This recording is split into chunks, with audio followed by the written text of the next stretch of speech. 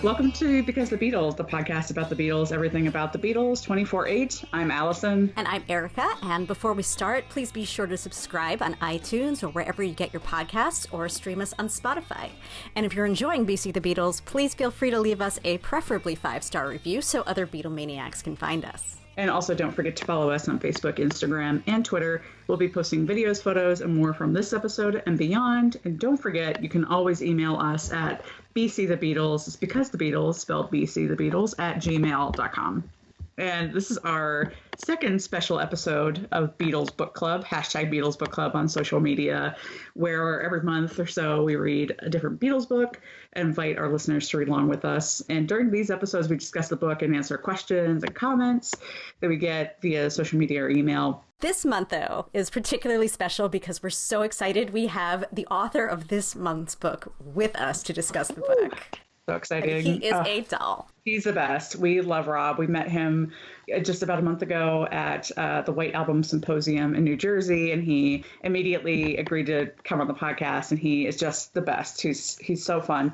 His book is amazing, and you probably know him, Rob Sheffield, as a columnist for Rolling Stone. He's been writing about music, TV, pop culture there since 1997, but he's also the author of 2 national bestsellers called Love is a Mixtape, Love and Loss, One Song at a Time, and Talking to Girls About Duran Duran, One Young Man's Quest for True Love and a Cooler Haircut.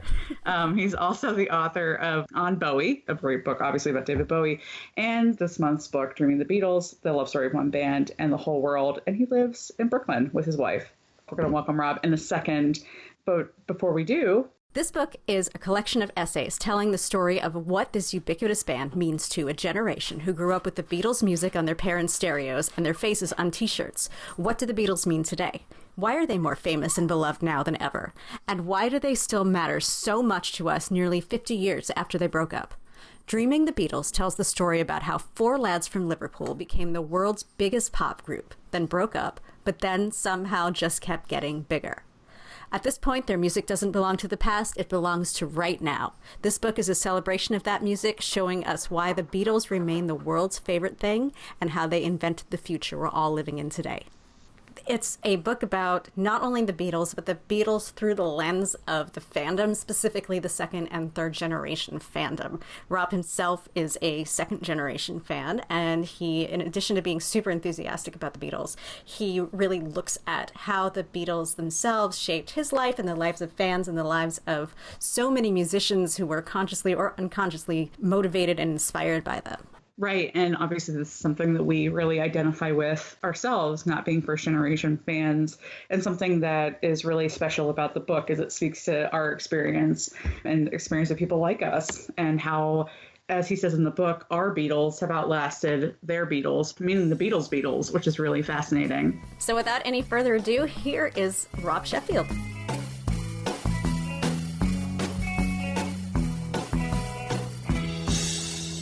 I'm so excited to talk to you. Thank you so much. Oh my gosh, we're stoked. We've been talking about it like excited teenagers in 1964 all day. Yeah, we sort of started the party early. Hope you don't mind, but we got on here early, and we're just like, okay, we've got to save it for the conversation. But I just want to talk about this thing really quick. Oh my gosh, I'm so excited. That sounds perfect. The book is so good. I just was rereading it last night and just sort of going back over it and laughing at parts and just being like, yep, this is me. I feel this way too. Like, this is totally Paul. This is very like George. Bitchy wizard mode. I'm going to get that tattooed on my forehead. Yeah, and you mentioned Freedom Rock. I can't even handle it. Oh my God, Freedom Rock, that haunted us for years, right? Right? It was on every day. Is it Freedom Rock, man? Well, turn it up, man. Turn it up, man. Yes.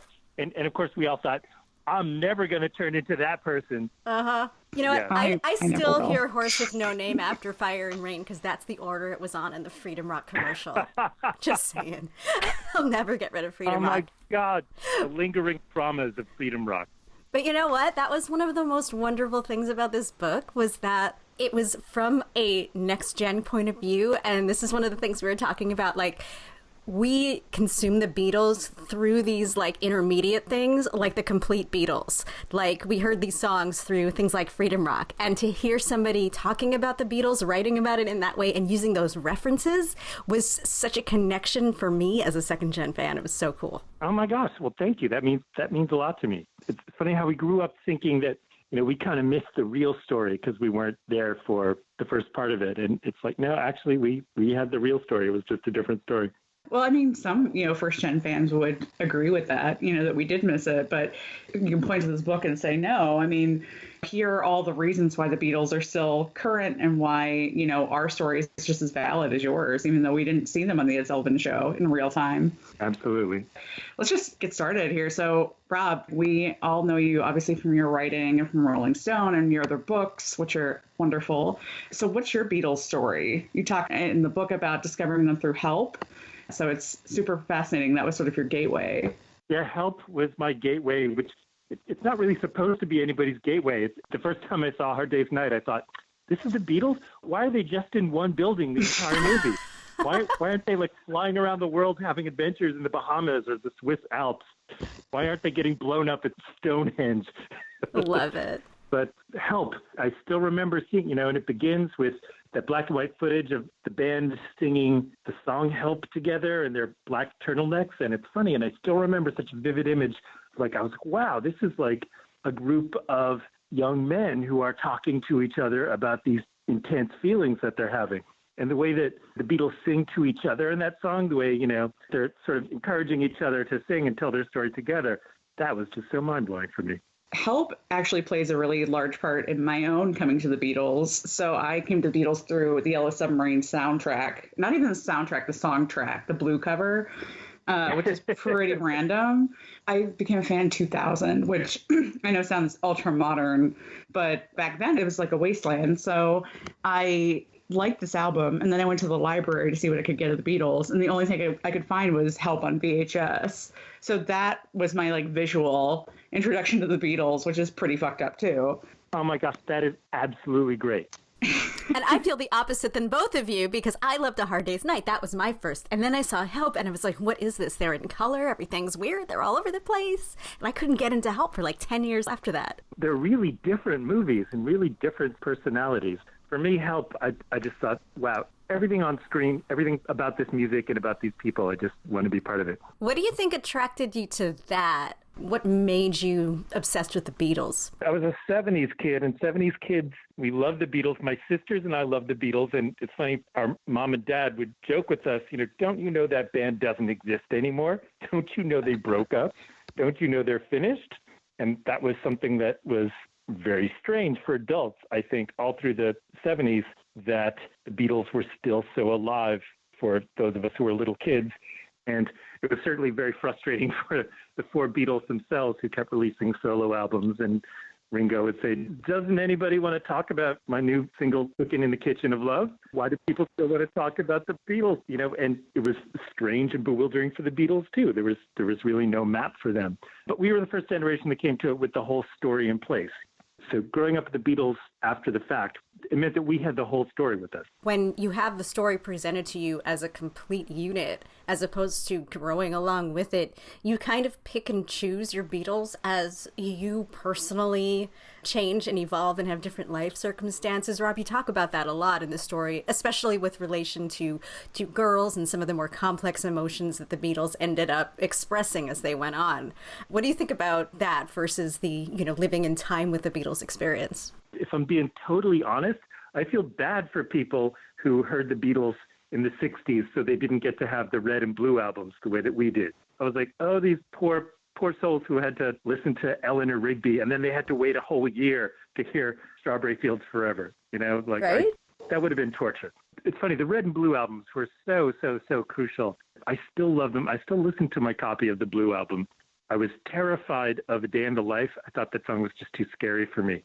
So I would always have to lift the needle to put it to the end of A Day in the Life. So after Lucy in the Sky with Diamonds, I would lift up the needle and I would try to put it to the beginning of All You Need Is Love without getting any of the scary chord at the end of A Day in the Life. Oh my God, I love it. I love it. I felt the same about Rocky Raccoon. I could not listen to it for like 5 years. Really? It freaked me out. Really? I don't know. There's something about like his like Western voice that I didn't get, and it weirded me out.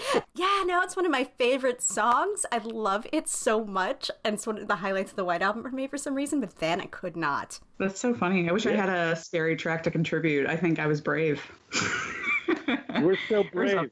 I'm so brave. When you came through Yellow Submarine, Allison, I'm just curious, was it just the song track, or did you not see the movie, or did you see the movie? It was the song track. I don't remember. I saw the movie later. Oh, you know what? Yeah, I do remember also getting that from the library. I definitely got Help first, but then I got Yellow Submarine. But I loved it. I mean, I grew up an artist. I was really into art, and I remember just watching, especially the Eleanor Rigby segment, just being obsessed with the visual of Liverpool. It's like, this like dusty and dark black and white animation, and I loved it. I don't know. Maybe I am like really messed up.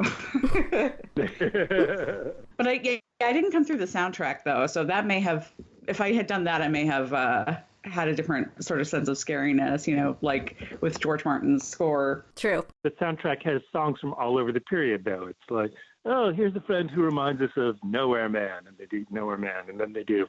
As you know, the song I love from the Yellow Submarine movie is It's All Too Much. Mm-hmm. Agreed. That to me is the great lost Beatle jam. Our second episode was actually about Yellow Submarine, and I had never seen it before. And what was that, in July when it came out again? August? Yeah. I had never, ever, ever seen it, which was so strange because I thought I'd seen almost everything. And I realized, I never watched this thing, like ever. Wow. What was it like for you watching it as an adult for the first time? It was so trippy. And I went in, I didn't read a thing about it. I didn't want to know any more than I already did. Sometimes it was like, wow, I'm really getting into this. And sometimes it was like, what is this?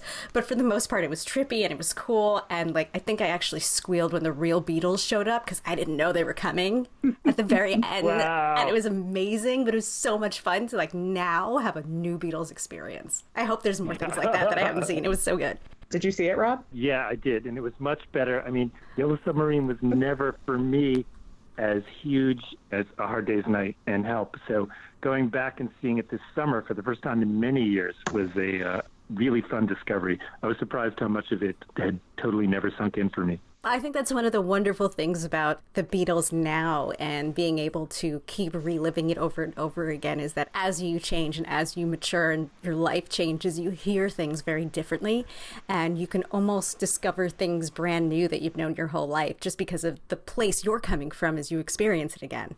Absolutely. And I'm still learning things constantly about them that I didn't know and were just obvious and that I just never thought about before. Tim Riley mentioned something a few weeks ago at the symposium. He had this great point about While My Guitar Gently Weeps, that it's this guitar manifesto, but it begins with a piano solo. And I was like, wow, that's actually something that any of us could have noticed over the years, but that's something that like I had just never noticed before. Being a Beatle fan kind of prepares you to spend the rest of your life getting surprised by stuff that you thought you knew or you thought you understood. For me, there's this thing in the new White Album box where there's a photo that I'd never seen before of the recording session for Martha, My Dear. And Paul's at the piano and George is on the guitar, and you could see all the trombone players sitting in their chairs and with their bow ties.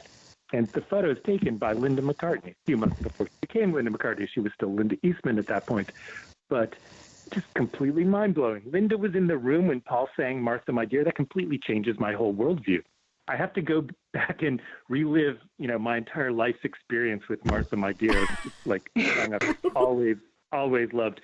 And I was like, wow, like Paul, the love of his life was actually in the room when he sang this song, and she was part of that. And you talk a lot about Martha, My Dear, obviously in the book, and Julia, which, as you know, we talked about at the symposium for our live podcast, which just went live last week. But yeah, it's so fascinating because obviously you have such a deep love for that song. And now it's like just another kernel that just twists it just a little bit more, to make it interesting. Yeah. And sharing the Esher demo version of Julia, where Paul's in the room when John is singing this song. To me, the essence of Julia has always been it's the song that John doesn't want to share with any of the other Beatles. It's Mm-hmm. the only Beatles song that's just John, and that this song is so private and so personal, so scary for him that he can't even sing it around the others. And to hear him begin the demo with like, "Hey, Paul," like, and they're talking about the song, that completely blows my mind. And even hearing the outtakes on the box where he's, singing it for George Martin, and you could tell he's really intimidated and scared. And he says, "Oh, it's very hard to stand here and sing this song, And George Martin says, "Well, it's a very hard song, John." But Right. And John's trying different methods of picking it and playing it. yeah, part of it, we grow up loving these songs all our lives, and yet, we still learn about them. And giant artifacts, I love that you just saw Yellow Submarine last summer, that, there's still so much to discover. What made you write this book out of all the different kinds of Beatles books that you could write? This is a much more personal book, I think, than many of the biographies and other books that we see. Yeah, well, I wanted to write a book about the Beatles that wasn't about the 60s, I wanted to write about the Beatles that wasn't about something beautiful and glorious that happened in the long ago past, and that we were only getting echoes of it over the years. I want to write about the Beatles as something that's happening right now, because the Beatles are happening right now. And it is constantly bewildering and bizarre to me that the Beatles keep growing, keep changing, keep mattering to people who, are just coming into the story now. And to me, that's the most fascinating and for me, lovable thing about the Beatles.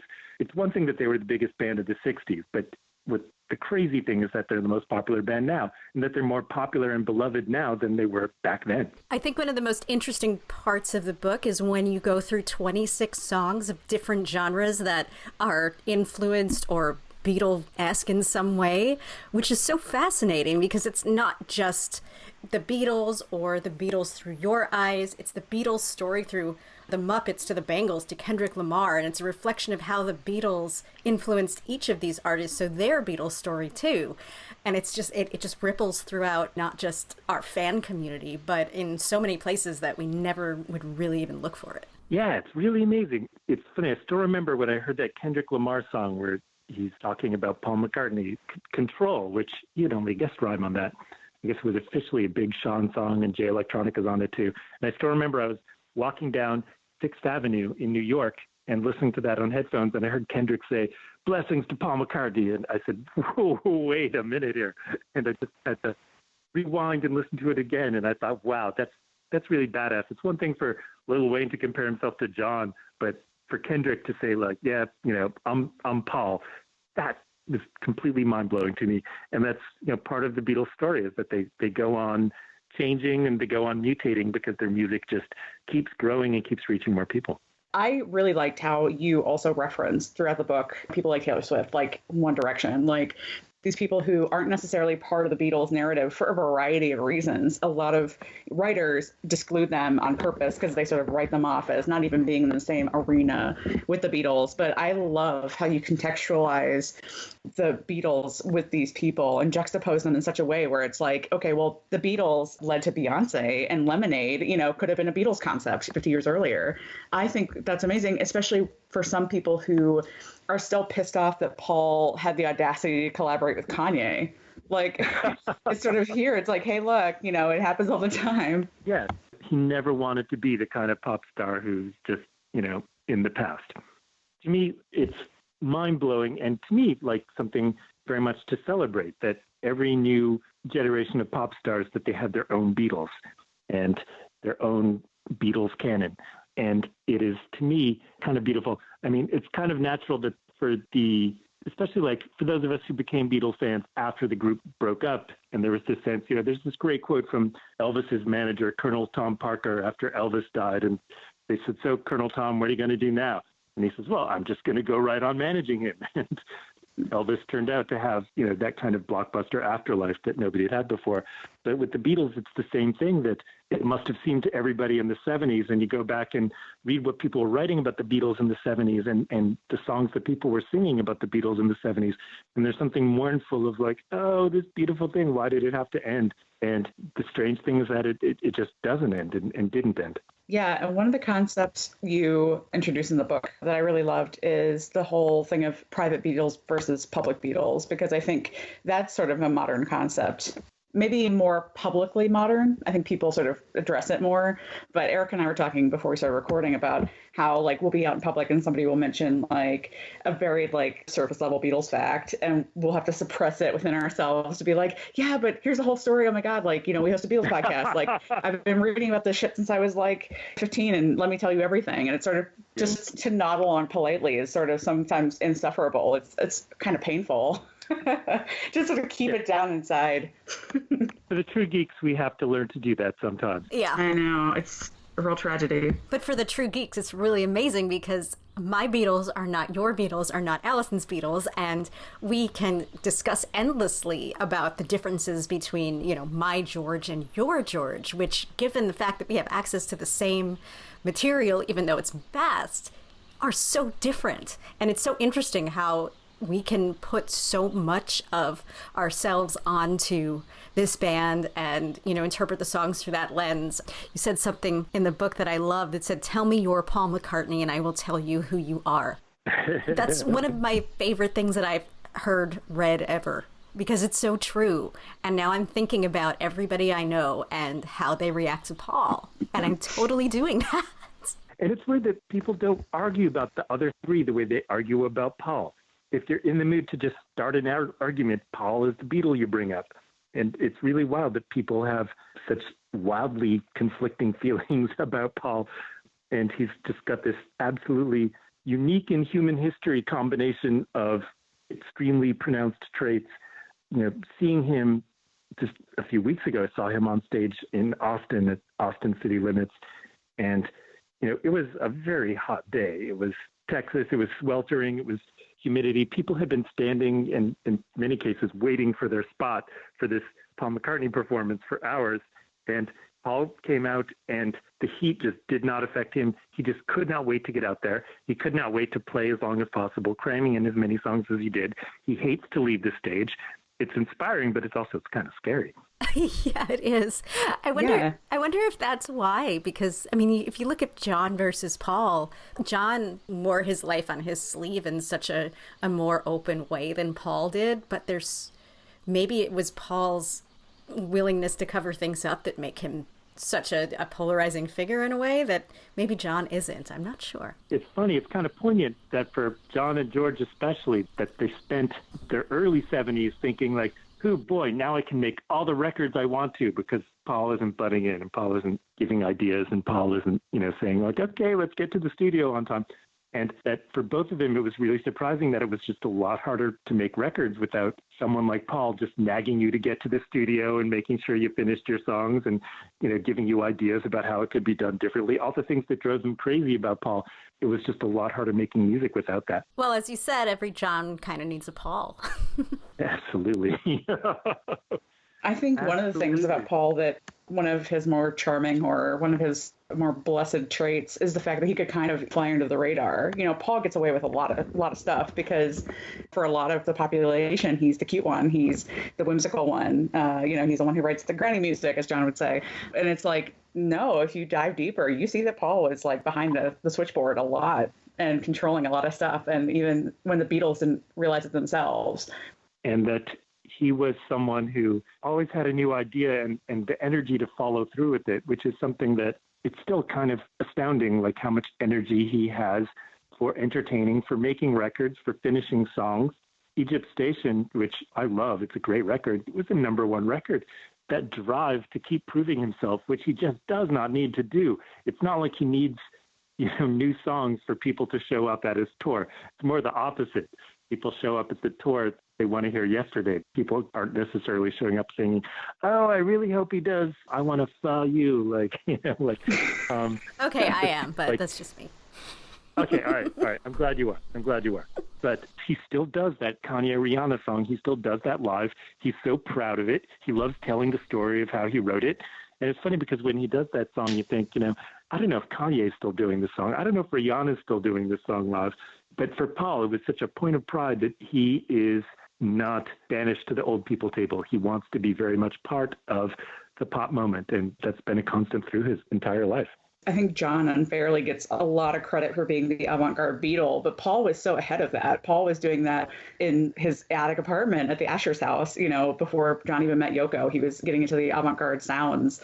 And he's always been kind of like on that wavelength, of course, with like later with McCartney too, is prime Paul and his avant-garde. That's another way that Paul sort of gets unfairly passed over. I almost think that for Paul, everything is avant-garde. Like the 20s are experimental to him. So he did Kisses on the Bottom, and classical music is experimental for him. So he did a couple of oratorios and a ballet. Like he sees everything in this open way that nothing is off limits and nothing is too new or too old or too anything for him. That curiosity that he has that rubs off on the others, and that they all, part of like listening to their records is listening to all the different types of curiosity that they brought to it, and just how eager they were to impress each other. They really loved to show off for each other, and that was such a motivation to make music. Like, of course they had a competitive thing. Paul wanted to top John, and John wanted to top Paul, and George wanted to top both of them, and Ringo, I guess, was curious about what was for lunch, but they both but they all love to make music together in part because they love to impress each other. There's one thing you talk about in the book, which is the song and the video, more poignantly, for So Bad, which, the video is so bad for So Bad. But you have this great line, Rob, that is, quote, "It makes me trust Paul less and respect myself less," which I love that. I wrote that down because that's kind of how I have felt, and how I know certain other people in my life have felt when they finally come to Paul, because at least for me, I grew up hearing like, oh, if you love Paul, you're just like a boy crazy, like teenage girl, because he's the cute one and all that. And I grew up as a John girl. And this is another thing that you write about, which is that Johns can't be friends and Pauls can't be friends, which is, I have a lot of baggage surrounding that. And I'll tell you why, because I grew up, I had this best friend, pretty much my first Beatles friend. And she was a John girl. And I grew up as a John girl, loved John. Well, John was my guy my whole life. And then I met her, and she convinced me, because I loved Fleming Pie so much, that and Run Devil Run and all those, and I loved Off the Ground. I still love Off the Ground, but because I love those albums so much, that no, your favorite Beatle is not John, it's Paul, because she wanted John all to herself. So I have this crazy existential crisis where I still don't know who my favorite Beatle is. It's crazy. So when she finally convinced me that no, your favorite's Paul, I sort of felt bad about myself because I was like, no, but I'm not Paul. I'm John. Paul is just so he's just so superficial. I can't be. I'm deep. Look at me. I'm in therapy. Don't worry. Yeah.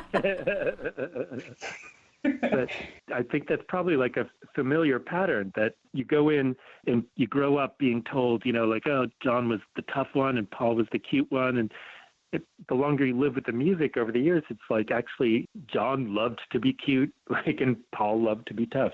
They each had such complex personalities, and they really brought different things out of each other's personalities.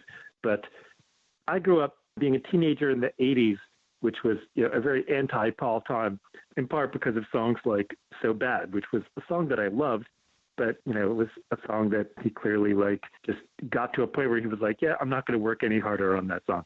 And for me, it was a constant torment, but I was always, Paul is the one for me.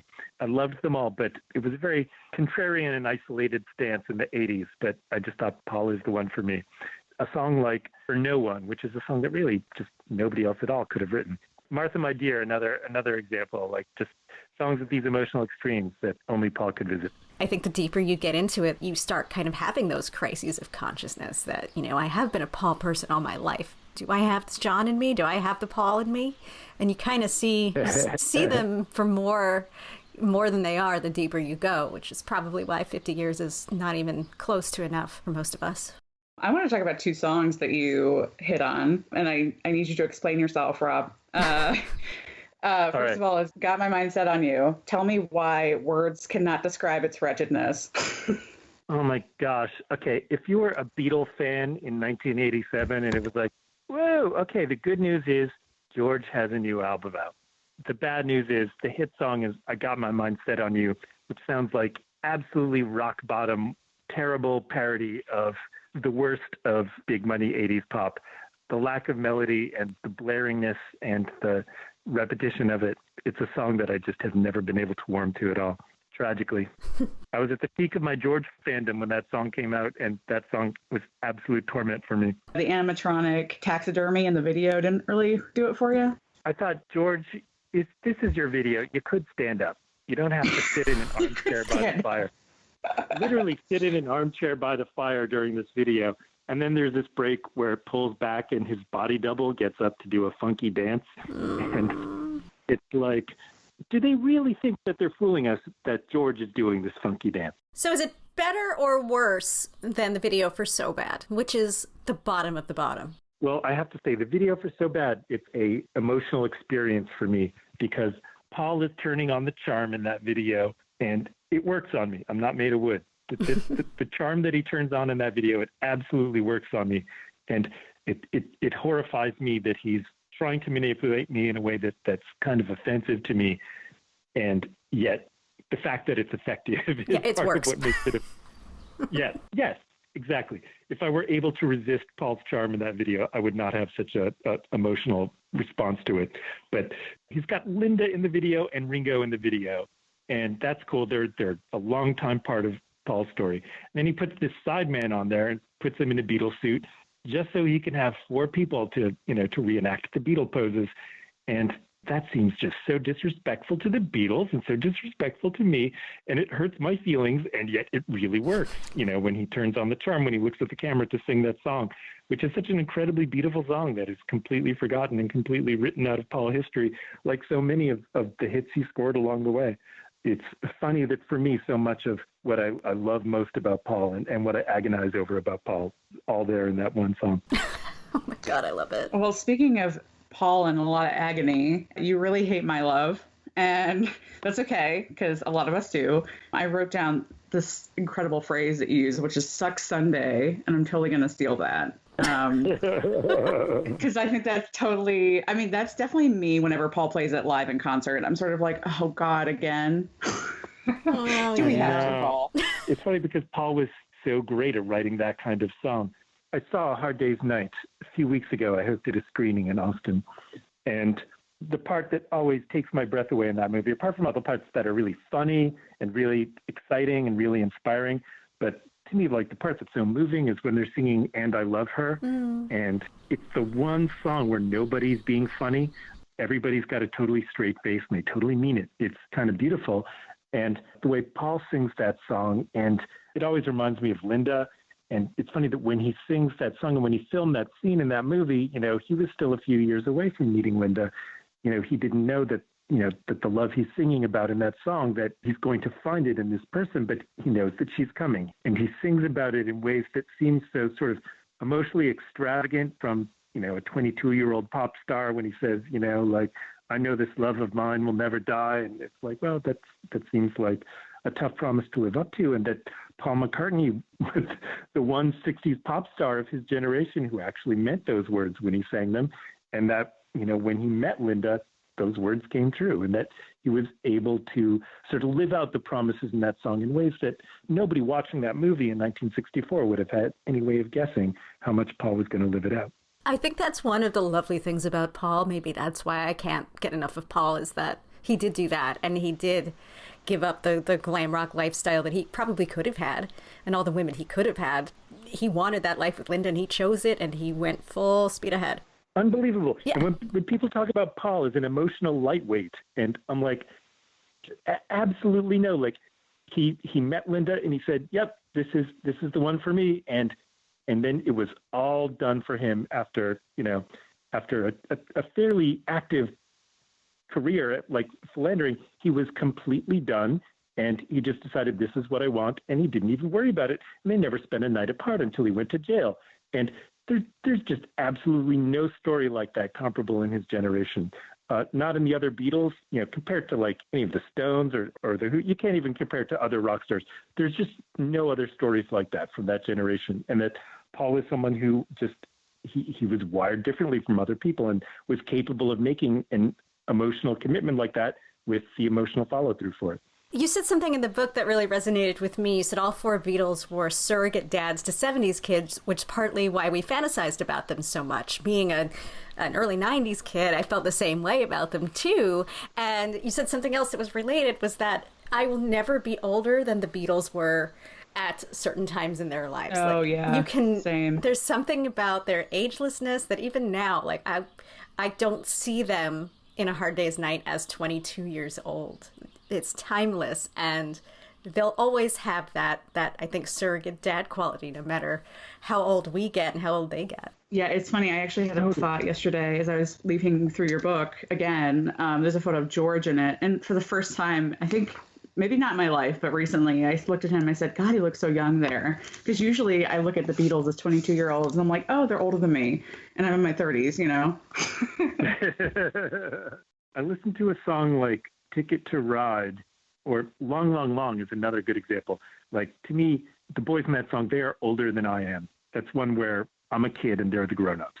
Ticket to Ride is a song where they're all so audible in Ticket to Ride. It's a song where you can pick out what each Beatle is doing, and each one is really stepping out, but they're all making sure not to interfere with the story that John's telling. And, you listen to Paul's harmony vocals, you listen to Ringo's drumming, listen to George's guitar, and they're all adding something, but you can also tell that they're just listening to John tell this story. And to me, I listen to Ticket to Ride, and not once do I ever hear that song and think, these guys are just 24. Right? The guy singing this song is a kid, basically. He has his whole life ahead of him. It never sounds that way to me. No, if you think about how old Paul was when he wrote Eleanor Rigby, or some of these really deep introspective songs. I try to think about me when I was 24. No way.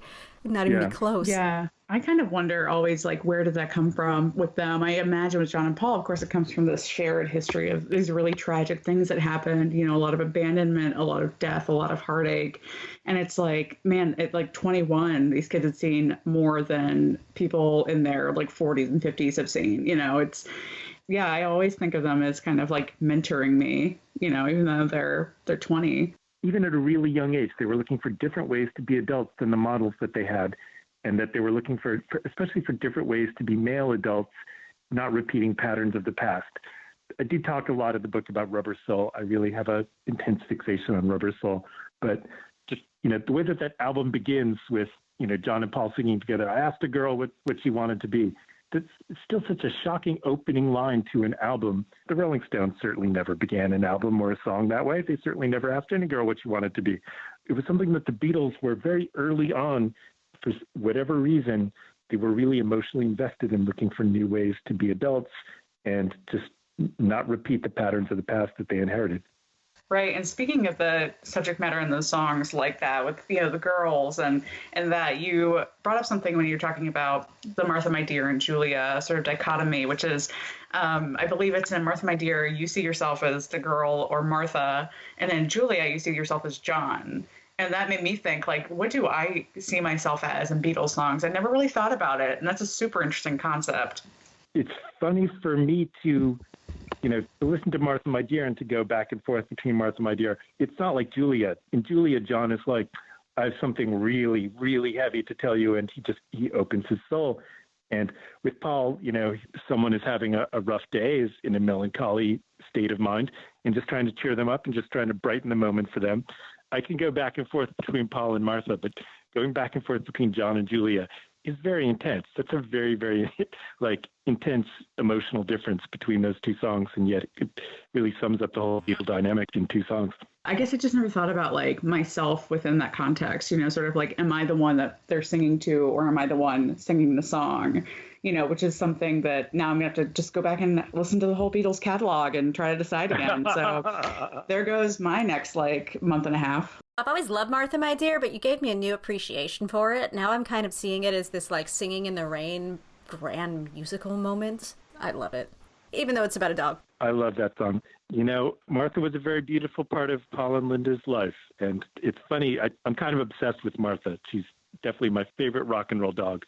That she was such an unusual type of dog for a rock star to get, and that Paul, being the one Beatle who was still living in London, that he would walk around just taking Martha for a walk, and he would know that people would just think he was just another guy taking a dog out for a walk.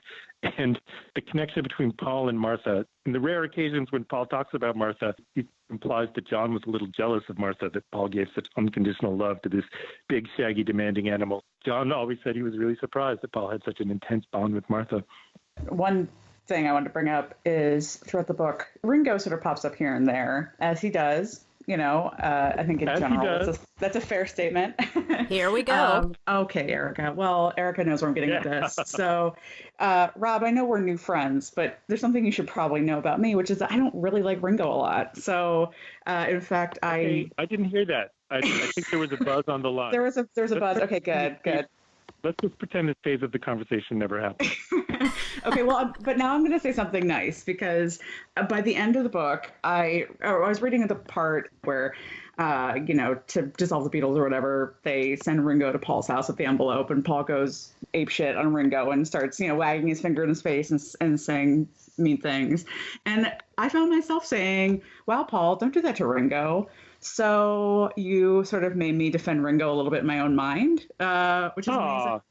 Yeah, and also you brought up the Pizza Hut commercial, so thanks, because that is one of Ringo's finest moments. Pizza Hut commercial, yes. Ringo's Pizza Hut commercial it's a major artistic statement. It's unbelievably badass. I just love Ringo's Pizza Hut commercial. And we're going to have to share that on our socials just so everybody who hasn't seen it in a while can relive the glory. It's so good. Growing up as a Monkees fan, it was like that was kind of my first introduction to Ringo. I didn't know who he was when I saw that Pizza Hut commercial on TV when it aired. For real, because I became a Monkees fan like 3 years before I became a Beatles fan. And in my mind, I couldn't love them both.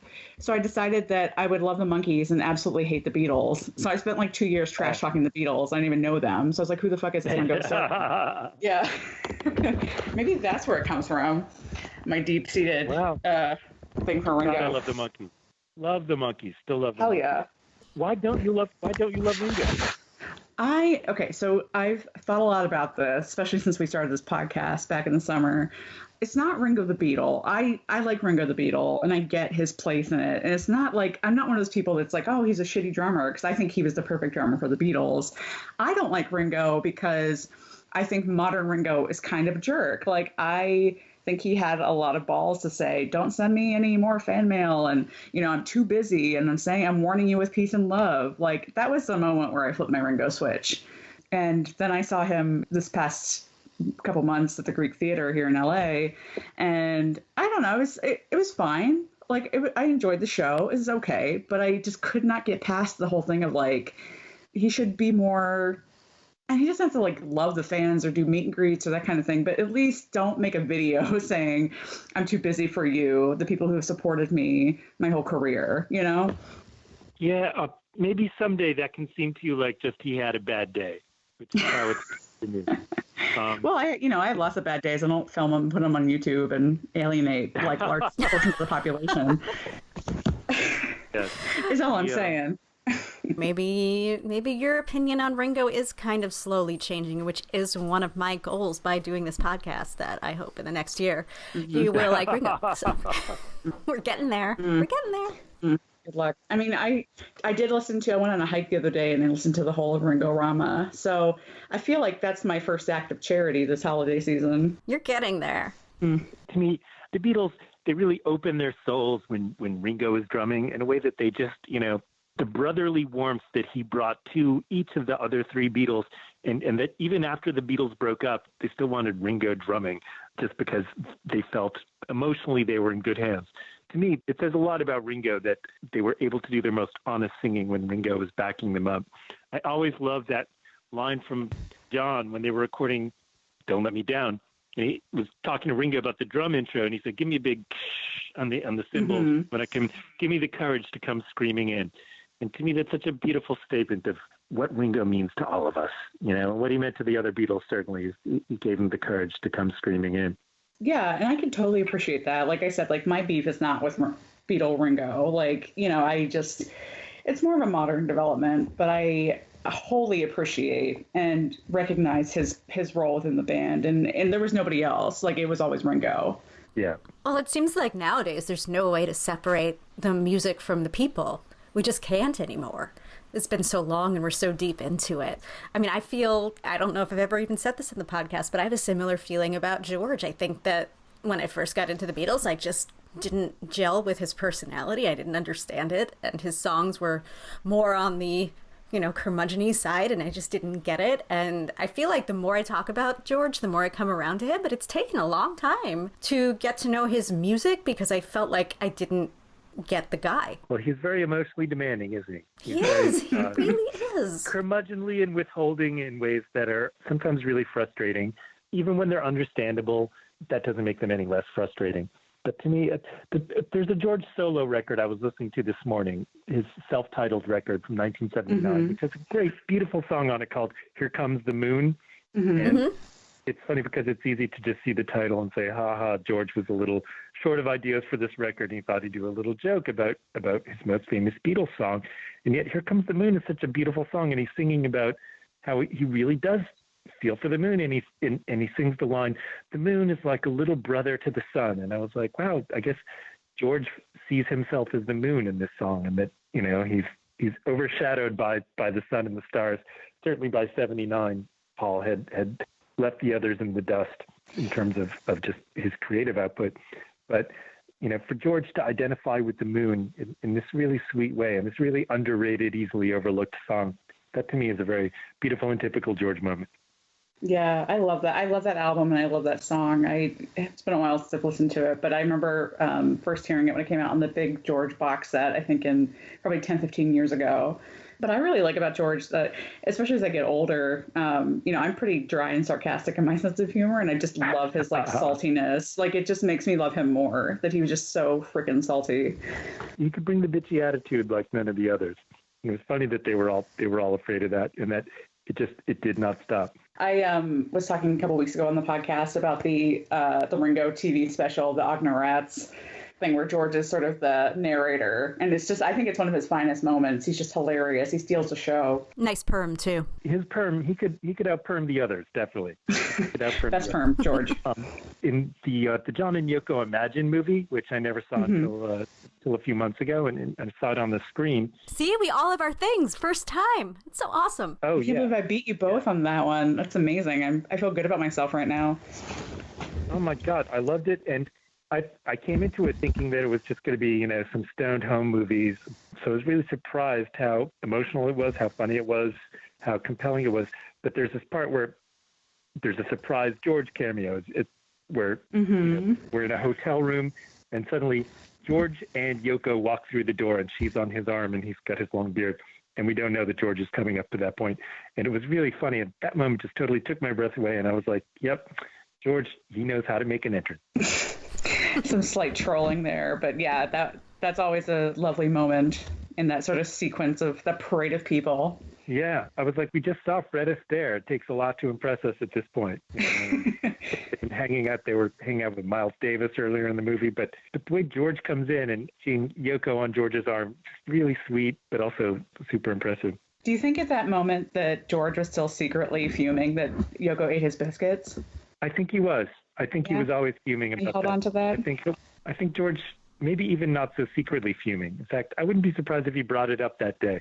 George did a lot of fuming, but it was funny to see him and Yoko and the footage where he and John are recording How Do You Sleep and George is playing the guitar solo, that they're just enjoying the mischief of it so much. And you think, wow, George was able to take his fuming in some creative directions. The older I get, the more I appreciate it, for sure. Absolutely. Well, and he was funnier at fuming than most of us. Something I was watching last night with my mom. My mom was watching PBS, and there was this thing about the Rock and Roll Hall of Fame, and there was a clip of people's induction speeches, a clip of George's acceptance speech when the Beatles were inducted into the Hall of Fame in '88, which Paul didn't show up for. And George is so funny and so salty in that clip, and he's just like, well, nobody expects a speech from me because I'm the quiet Beatle. And, the one who would have made a big, long speech is the one who didn't show up here tonight. It's a shame Paul isn't here. He had the speech in his pocket. But I was like, wow, like George's salt, just never-ending reserve. It's ridiculous. Love it so much. Even accepting this big, career honor, it was just an excuse to turn on the George. So good. See, I'm going to love George and you're going to love Ringo by the end of this because we're just seeing so many new angles. A really underrated aspect of George, I guess everybody thinks that George was the one who discovered the Maharishi and got the others into the Maharishi.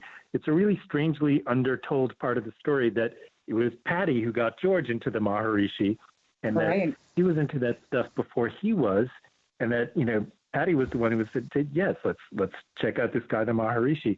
To me, there's a real element of George there, that he was just that curious enough to share that with Patty, and his willingness to learn from Patty and to be very overt about that. Something that really sets the Beatles apart from other musicians. The way Paul was always eager to say that, Jane Asher was the one who was playing him classical music and getting him into avant-garde art, and that John was the one who was, always giving Yoko so much credit for her artistic influence on him. It's something that really sets the Beatles apart, is that element of creative partnership that they had with the women in their lives. Yeah, and I've got to say that I really liked how you discussed the women of the Beatles in your book as well. I love the comparison you made between Linda and Yoko as these strong, New York mothers that John and Paul ultimately chose. I thought that was really poignant. So crazy how much they have in common. They both went to Sarah Lawrence. I know. I always forget that. That's crazy. It's so crazy. They were both older. They both had one kid. They were both divorced. It's kind of amazing how, they had a lot of similarities. And I mean, if you really want to get into it, a lot of people blame Yoko for the breakup, but you could also blame Linda. You could throw her into the mix as well. And people complained about them for so many years after the Beatles. It's really strange how much hostility that was focused on both of them. And wow, they just did not care. Yeah, they literally could not care less, which is the beauty of both of them. I think they're both kind of two of my heroes. Absolutely. Well, we did get a couple of questions on social media from readers of your book and fans of your writing, Rob. So Kelly Hominick, I hope I pronounced your last name right, Kelly on Twitter, asks, Rob, you've written a top 5 Beatles book in my opinion, mine too. I'm wondering, what's your favorite Beatles book? Oh, gosh. Well, thank you very much. I have to say, Mark Lewison's Tune In is just very hard to beat. And it's only, the first few years of the band's existence. But, it's so much of, where the emotional bond between them came from, which, is something that I'm so fascinated with. And it's just got so much about, the relationships between the Beatles, really just the foundation for where all their music came from and where their whole lives came from. That one's at the top for me. One I love that I'm always kind of fascinated with is Nicholas Schaffner's The Beatles Forever, which came out in 1977. It's definitely the best book about the Beatles. It was written, while all 4 of them were still alive. And that's the one that I learned the whole story from when I was a kid. That was my favorite book when I was a kid. Yes, me too. Oh, my God. Oh, my gosh. And it's weirdly underrated and underpraised now and just underknown. So I'm always talking about Nicholas Schaffner's The Beatles Forever, because that's every time I go back to it, I'm always amazed how brilliant it is, how funny it is, and how lucky I was to learn the story from him at a young age. I basically learned everything from that book as a kid about the Beatles. I would go to the library and I would take it out over and over and over again. It was the book. Between that and the Complete Beatles, okay, so I got to bring this one up. You brought up that girl in The Beatles Forever, that Brooklyn girl who starts talking about Sprout of a New Generation. Yes. That girl, and what it is, it's a painting, and it's a painting of Paul's head growing out of a plant or a cabbage or something. And she says, I had not heard this for years, and it just brought me back. It shows Paul McCartney coming up from the earth, sprouting a sprout, a start, a new dawn. Oh my God, brought me back so good. I can't even. Unbelievable. Yes. I call this the sprout of a new generation. The Beatles, they began everything with the music and the haircuts and everything. And this is Paul growing out of the landscape because he's proud of a new generation. I love that. I love that girl so much. Me too. She was I wanted to be that girl when I was a kid. So thank you for that. I love the Complete Beatles. That's weirdly underrated now. I mean, compared to Anthology, I guess it was kind of superseded, but I love the Complete Beatles. God, me too. It's so funny. We were talking before we started recording, Erica and I, about the Complete Beatles, and I don't want to admit this. I've never seen it because I sort of came along after. So I had the Anthology. So I guess that sort of Complete Beatles got buried for me. But now I'm going to go watch it. Yeah, I'm jealous of you that you haven't seen it and you're going to see it. Yeah, you have so much to look forward to. You have so much to look forward to. I'm curious what you think. I love it. And it's funny, going back to it after Anthology, a lot of the good stuff in it is told in Anthology. But there's still lots of footage in it that's not an anthology and that just isn't anywhere. The Sprout of a New Generation girl, she's not on YouTube or anything. Like that clip is only in The Complete Beatles as far as I can tell. Well, I am excited to experience it the first time. Also, it will make you love Ringo because there's this early interview from '64 where they're asking them all like what they're going to do after the Beatles, and Ringo's like, "Well, I'm going to be a hairdresser and have a string of hair salons." He says, "I'd be really good at it, you know. Here, would you like another cup of tea, madam?" Like, Ringo goes deep into his hairdressing like plan. He's got this mapped out. It's kind of astonishing. I know, I'm super excited. It's funny, I was just told about, and this is going to definitely show my naivete. You talk about in the book, and the name is escaping me, of like the very first biopic. Help me, guys. Birth of the Beatles. Birth of the Beatles, yeah.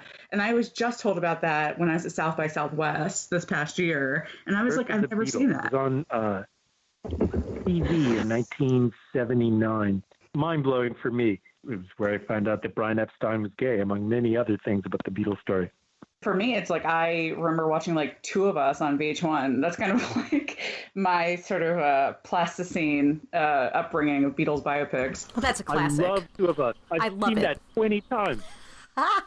Dude, after the symposium, I went to Strawberry Field like a couple days later or something, and I was going live. I was going live on Instagram, and I started talking about the Two of Us scene where John and Paul are really stoned and they're in Central Park, and they start singing Shaboom by the Chords, and or they start asking a band to play it, and the band's like, we don't know Shaboom, and then I think it's John who's like, the chords, and I say that every time I listen to that song. It's like always in my mind. Oh my gosh, yeah, I love Two of Us. Jared Harris is my favorite movie Lennon of all time. Aidan Quinn might be the only movie McCartney I've ever seen, and because he's already Aidan Quinn so famous, it's kind of astonishing for me. I love that movie. I still have that on VHS. It's actually an advanced VHS cassette because I was sent a review copy by VH1 when it came out because I was writing about it in Rolling Stone, and so I still have this cherished, battered, 20-year-old VHS advanced review copy of Two of Us, and I watch it at least once a year. That's amazing. I think now that you say that, I think I have it on DVD, so I need to go dig it out. But yeah, Aidan Quinn is like, for me, the most random McCartney. But I don't hate it. I'm not mad at it. It's just it's like super random. I remember hearing an interview with Paul on the radio on Q104. He was talking to Scott Muni soon after that movie came out. And he was saying that Aidan Quinn, he's like, I call him Stalker because he knows everything about me, like he knows. He said Aidan Quinn was red hot to play Paul McCartney. But it's funny because he talked about the scene that you mentioned, where he said, well, when they had us going out to Central Park in the middle of the day, are you mad, son? It's like, there's absolutely no possible way we could have gotten away with that. Really? Because I thought this was like a totally factual portrayal of what happened. I'm shocked. But factually, it's really it's on point, in terms of anachronisms in the timeline and everything. It's kind of the opposite of Bohemian Rhapsody that way. Bohemian Rhapsody. Yes, I ruined it for all the friends I saw it with. I kept saying, but that song came out 3 years earlier. How are you writing "We Will Rock You" in 1980? Stuff like that. Yeah, they messed with some pretty crazy stuff. And because Beatle fans, because let's face it, we are the absolute worst when it comes to stuff like that. And we will notice stuff like that and point it out.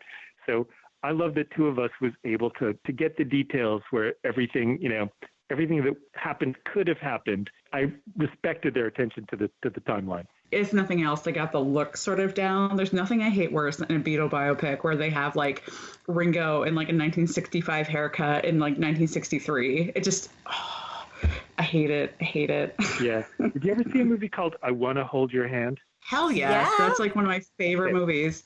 Okay. Weirdly underknown and unsung movie. I completely love that. And just the idea when it came out, it was such a novel idea.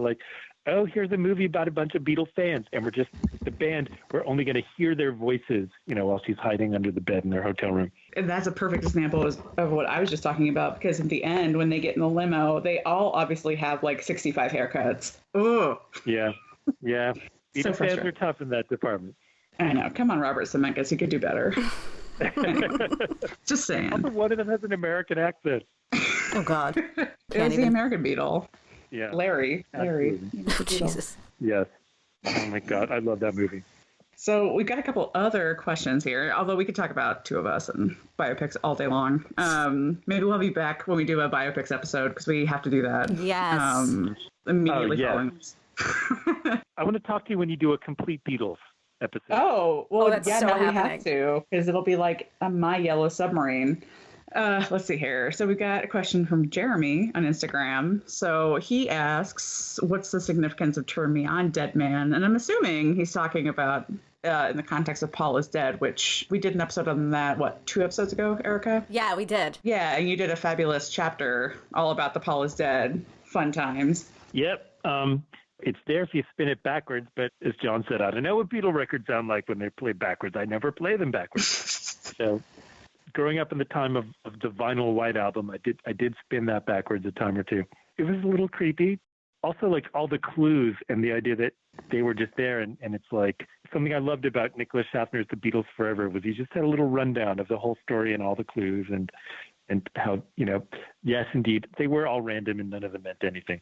I love it how you called it something like the first collective Beatles fanfic. It really is, right? Yeah, and it's a way that the fans of the time were able to express their creativity in a way that we don't give a second thought about now, because we can share with all of these online communities and put out whatever creative Beatles-related output we want in seconds. Any pop star shipping you want to do, you can, instantly find all sorts of random artifacts all over the place that prove that, that this happened. Because come on, how could it be a coincidence? But back then it was so, people were so starved for that they were like, I think actually the most famous rock star in the world died 3 years ago, and the Beatles are just announcing it because if you hold up Abbey Road and you hold up a butter knife to the back cover, you can see a skull. That's how we'll announce, like, the death of the most photographed and filmed person in Great Britain. I love it too that the reason was because one of the theories was that they thought it might be funny to hide that he died. Right? Like they're that nasty? They think it's a laugh? I don't see them thinking it's that funny, but it's part of the fandom. And like you said, it's sort of a beginning of, now that kind of creative energy is all over fandoms. It's funny because Erica and I discovered, I think the first night of the symposium, I turned her onto something that I stumbled upon on Instagram, which is people who ship Brian Epstein and George Martin, and they call it Martstein. So, I mean, that's kind of where we're at. We've come from Paul is Dead to Martstein. Oh my gosh, I love that. Nope, I had no idea. I've never experienced Martstein before. But I'll send you some fan art. Oh, I totally ship it now. Oh my gosh. That ship sails itself. When you think of George Martin, think about his White Album recording pictures, because that's got to be the period. Like, just not that that's historically accurate, but it's just the way he looks. You got to think about it. Yeah, he was pretty hot then. God, those pictures at the listening party, that like all throughout the symposium, I just couldn't deal with it. Just saying. George Martin was kind of, he was disturbingly fine in some ways. Mm-hmm.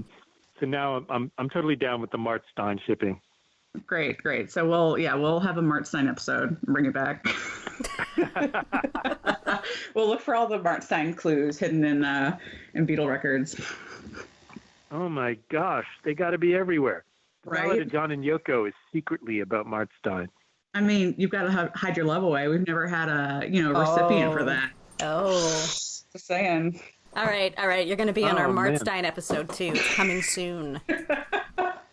Oh my gosh, yes, absolutely. Oh, I'm crying. So good. Okay, The Night Before is a total Martstein song. Ooh. And now I'm going to write a whole fanfic about it. Hidden in the guise of a Paul song to throw them off the trail. Absolutely. I think maybe the whole Help album is just one Martstein secret clue after another. It's the Beatles saying, help, there's this relationship and we don't know what to do about it. Help us. We can't just stop at the Beatles catalog, though. We've got to go to the Scylla catalog. So the Black songs, I'm sure, are full of Martstein. Love of the love. Absolutely. Totally. Backwards. Yeah. Oh, shit. Now we got to play all the Scylla songs backwards. It's going to say, George loves Brian and vice versa in those terms exactly. Yeah, Beautiful. In Boys, it's actually Brian who says, all right, George. Yes. And then I'm sure, like, there's hidden gems in, like, The Circle. God, there's so many. This is such an unexplored theory. Oh, the I'm circle. What kind of circle is that? Oh. I'm into this ship. Oh, I'm so dying right now. I'm literally, like, I'm so down with this. Okay, moving on to another question we got. Philip Matthews on Twitter asks, can obla di obla da ever be justified? Yep, it can. If you're in the mood for it, and if you're not, it can't be. That's a real love it or hate it song, and it varies moment to moment. I've been loving it a lot, like in the past few months since the new White Album. So I've been loving it in the context of the album. But that's when you're either in the mood to hear it or you're not. I did love your story about it in the book, though, which Yeah, somehow me too. I never heard that before. That really the way the song came about was because Paul did the thing that John suggested, even though John hated that song with a White Hot Passion. Well, and a beautiful moment of them putting their personal stuff aside because they realize it's how the song should go. So Paul is really upset that, that John is trying to sabotage his song, and John is really mad that Paul's making them play it, but they both know a good sound when they hear it, and they're able to put everything else aside because they're so obsessed about the music. That to me is like the really, the beautiful part of that story. But also hearing the outtake on the new edition of the White Album, and it's like, yeah, actually, it wasn't very good without that piano intro. It really needed that. I don't know. I always really like the anthology version. That's a little bit more sort of like bossa nova-y. And I love the Escher demo version, which, which really rocks. Mm-hmm. Mm-hmm. So I think we just justified it 3 ways, didn't we? Exactly. Justify our love, yes. Justify My Love, another song about Martstein. Oh, my God. It absolutely is. They actually did take a train from London to Rome, or Paris to Rome. I have to go back to Justify My Love and go through those lyrics again, but we can prove they're all about Martstein. Well, we have a few weeks before the Martstein episode, so we'll all bone up a little. All right. Yeah. Yes. Oh, this is great. This has been such a joy. Yes, and our last question, which just came about 20 minutes ago, we have one more. Hot off the presses. Came from Twitter user David Hurl. And he said, what is the essential reason why just the presence of the other in the band made each of Lennon and McCartney reach such transcendent heights? Wow. In a way, that's kind of what we've been talking about.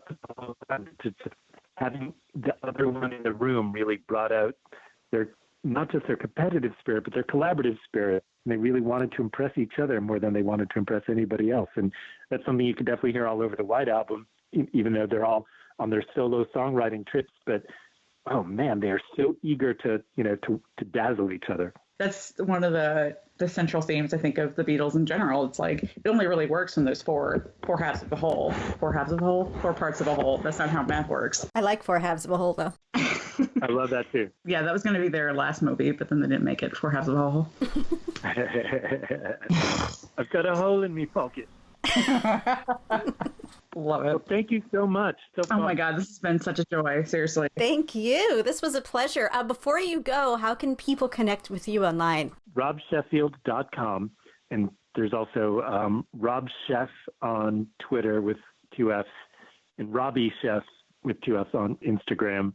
RobSheffield.com is pretty much where to go. Awesome. This has been so great, Rob. Thank you so much for coming on and nerding out with us about the Beatles. Yeah, this was super fun. Thank you, BC the Beatles. Oh my gosh, you guys are the best. Aw, you're the best. No, you're and the your book best. is the best.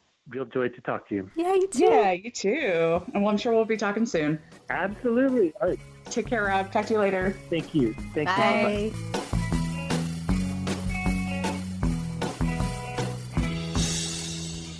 And that wraps up our second episode of Beatles Book Club. Thank you, as always, for listening to Because the Beatles. And be sure to subscribe on iTunes, Apple Podcasts, wherever you're listening right now, and give us a rating review so other Beatlemaniacs can find us. And don't forget to follow us on Facebook, Instagram, and Twitter. We'll be posting photos and more from this episode and beyond, including the complete Beatles. Yeah, I can't wait to watch that.